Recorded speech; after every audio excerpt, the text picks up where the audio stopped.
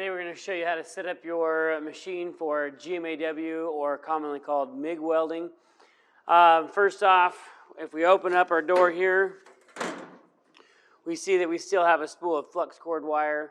So if we have a different type of wire in the machine, we got to switch it out. That's a common thing that's going to happen here in the shop.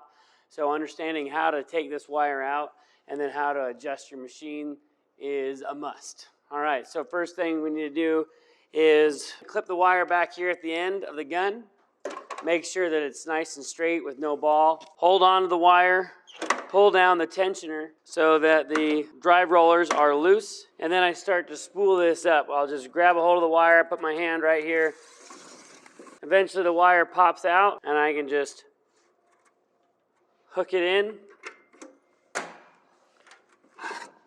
Pull that out, set it down. I'll grab my spool of MIG wire. There's a little peg hole right here, and there's a little peg hole right here. You can get in the habit of placing this right at 12 o'clock. That way you know exactly where to place that. Your spring clamp holds the spool of wire on there.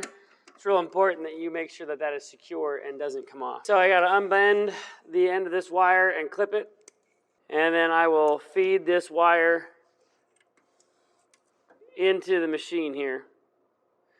Once I get my spool on the welder, I'll come back in here and actually change out the drive rollers right now, or at least take off the knurled drive rollers. Here's our drive rollers and our tensioner. For a smaller diameter solid wire, we're gonna need more tension than we did on our flux cord arc welding settings. So you'll need to adjust that appropriately. The drive rollers for MIG are different than the drive rollers for flux cord. All right, flux cord rollers have these little teeth in here. They're called knurled, and it's meant to grip the tubular wire that is flux cord. Since MIG wire is solid, we don't need those teeth or a bigger opening. So these are actually grooved exactly for the diameter of wire you're using. It'll tell you 030 or 035. You want the 035 facing out.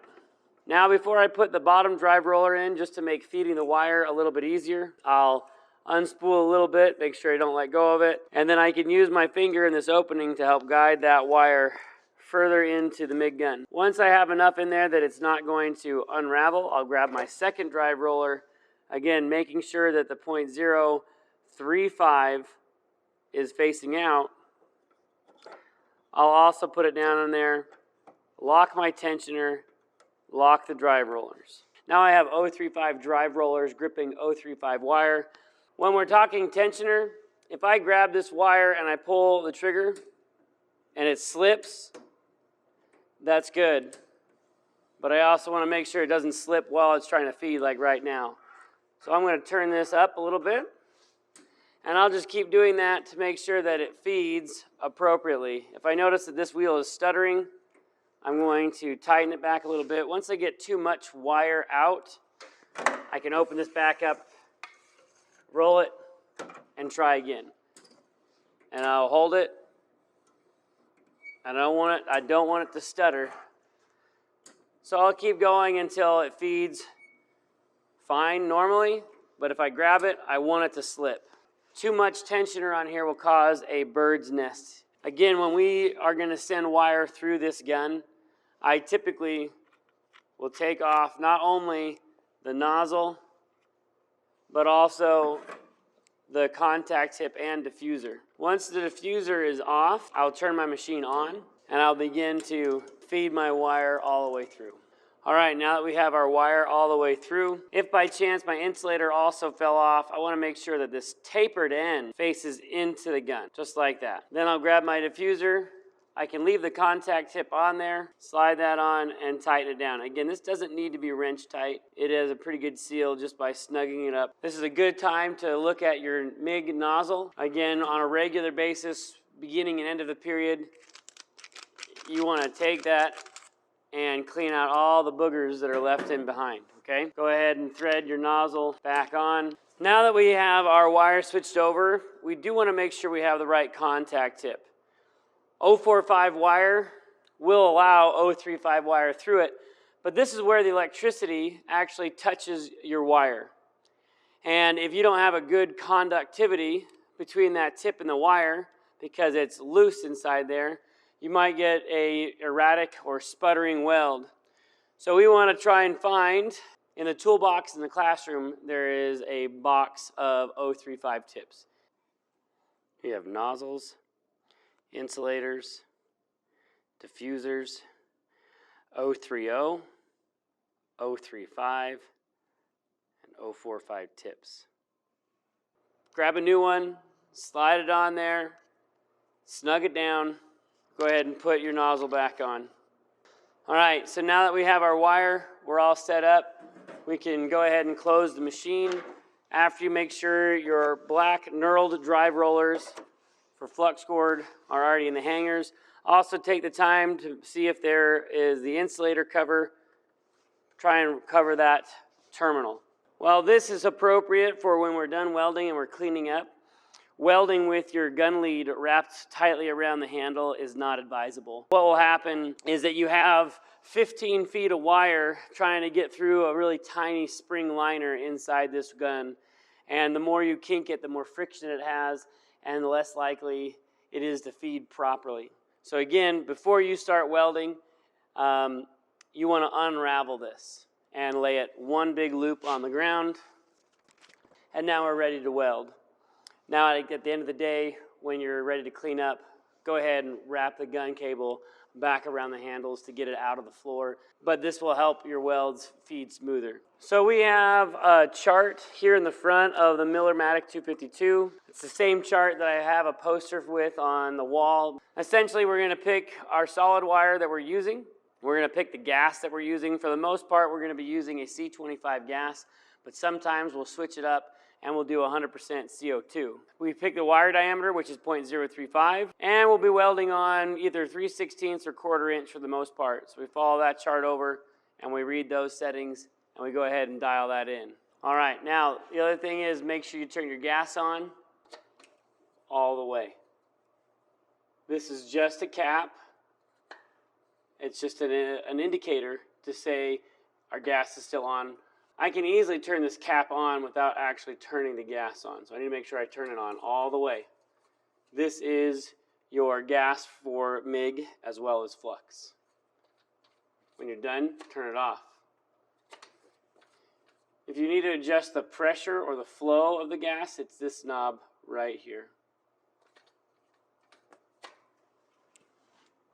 MIG welding is a process that requires a shielding gas. There is no flux, so there won't be any slag to chip. However, once in a while you may see a brown or kind of a goldish looking island of glass or silica. And that is somewhat of a fluxing agent inside the MIG wire. The dirtier your metal, the more of those little brown islands you'll see. The cleaner your metal, the less likely they'll be there. They might turn more gray on clean metal, but on dirty metal they'll be almost a rusty brown color. You'll notice them on the edges of your weld, on the toes. That's no big deal. You can chip those off or brush them off. You can weld back over them. They should float back to the surface. And all that's doing is scavenging inside the weld puddle, gathering up all the nasties and gathering it into one pool of glass or silica, and then floating it out. We're going to get ready to get set up on GMAW or MIG welding. We have our Miller 252 here. It is a constant voltage process. Your on-off switch is down here in the front. We have our voltage dial and our wire feed dial. Depending on what you're welding on, we might have this set about anywhere from 18 to 21 volts and about 280 to 350. It's all relative to the material thickness you're welding on. Again, these settings might be more for 1/4 or 3/16, but if you're welding on thinner tubing for the final project, let's say, it will be much lower. The constant voltage process for MIG welding is going to do everything it can. No matter the length of your stick out, it's going to try and maintain 20 volts or 28 volts or 22 volts or 19 or 18 volts. So this machine, again, it's called constant voltage, and it's going to do everything it can, adjust your amperage so that the voltage will stay the same. There is some amperage tied into your wire feed based on how much wire is coming out. It'll give you a certain amperage range, again, based on your stick out. MIG wire is going to look exactly like TIG wire, but it'll be smaller and on a spool, but it's exactly the same thing. TIG wire cut lengths and MIG wire on a spool are essentially the same type of electrode or filler wire. There are some differences. Right now on this one, it's called an ER70S6 wire, and most of our TIG wire for cleaner metal was an ER70S2. Either one of those will work, but S6 is a more common MIG welding wire because they are welding on more dirty metal. The silica in S6 is higher than the silica in S2, and that S actually stands for solid wire, not silica. So ER70S6 is our standard MIG wire, where you can buy S6 and ER70S2 in TIG welding cut lengths.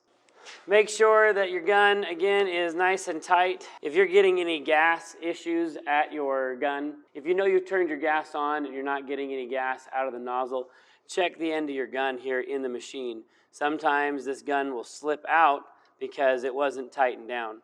Go ahead and grab that, wedge it back up till that nut hits the housing, and tighten it back down on the gun stem. If you pull the trigger and nothing happens, two things. Check this little pigtail that is plugged into the end of your gun. Okay, there's two slots. It goes right there. The next thing, make sure your tensioner is down and engaged. Third thing, make sure you don't have a bird's nest.